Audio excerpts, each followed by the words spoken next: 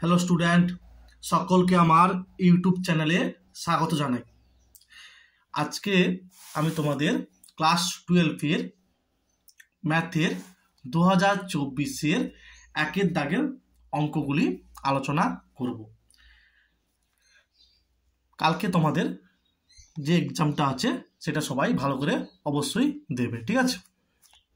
দেখো, 5টি পদযুক্ত একটি সেটে সম্বন্ধের সংখ্যা হবে, অপশান ডি হবে 2 to the power 25।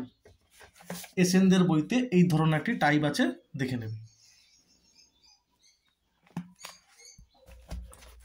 আচ্ছা, এটার মুখ্য মান কি হবে? পাই মাইনাস পাই বাই 6 হবে, সমান এটা হবে, অপশান হবে এ।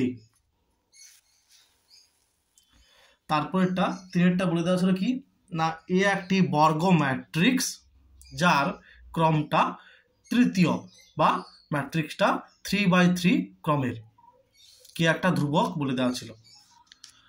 তাহলে এর মান কত হবে না, কে কিউব ডিটারমিনেন্ট এ, ঠিক আছে? এটা হচ্ছে নির্ণায়ক চিহ্ন, অপশান হবে সি। তারপরে দেখো, এটা দেওয়া ছিল, আচ্ছা এখানে লিখবে উভয় পক্ষকে এক্স এর সাপেক্ষে অন্তর্কলন করে পাই। তাহলে এটা সমান এইটা হবে, এক্স এর সাপেক্ষে এক্স এর ডেরিভেটিভ 1 হবে, প্লাস তারপরে কি হবে না এক্স এফ অফ এক্স, তারপরে এই এক্স এর ডেরিভেটিভ 1 হবে। তারপর আবার এক্ষেত্রে কি হয়ে যাবে, -0 হবে। কেন? এই 1-এর যখন ডেরিভেটিভ করবো এক্স এর সাপেক্ষে তখন 0 হয়ে যাবে, তাই একবারে 0 লিখে দিয়েছি, ঠিক আছে? তাহলে অপশান হবে ডি। ভিড়টা দেখো, এটার মান বের করতে বলা হয়েছে।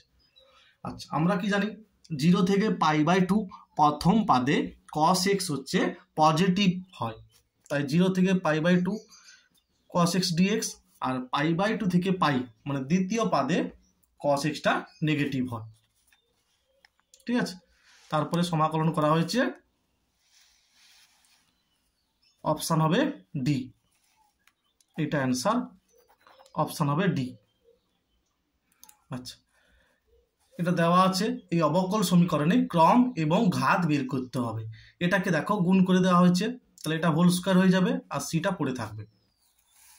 তাহলে দেখো ক্রম কত হবে, dy dx 1 হবে, আর মাথায় 2 আছে, হাইয়েস্ট পাওয়ার, এর মাথায় 1 আছে কিন্তু এর মাথায় 2 আছে, যেটা সর্বোচ্চ সেটা নিতে হবে,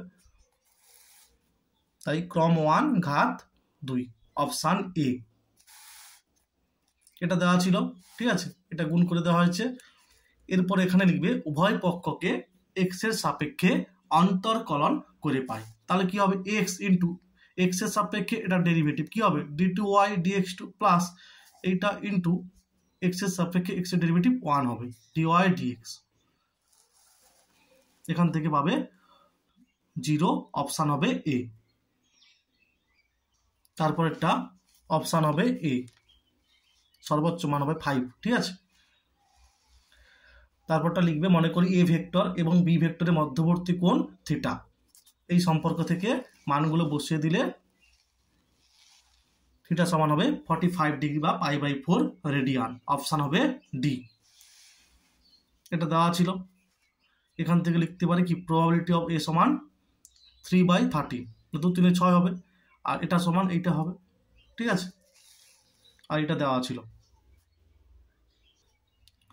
ক্যালকুলেশন করলে probability of A intersection B পাবে, তারপরে এখানে বসিয়ে দিতে হবে, ঠিক আছে?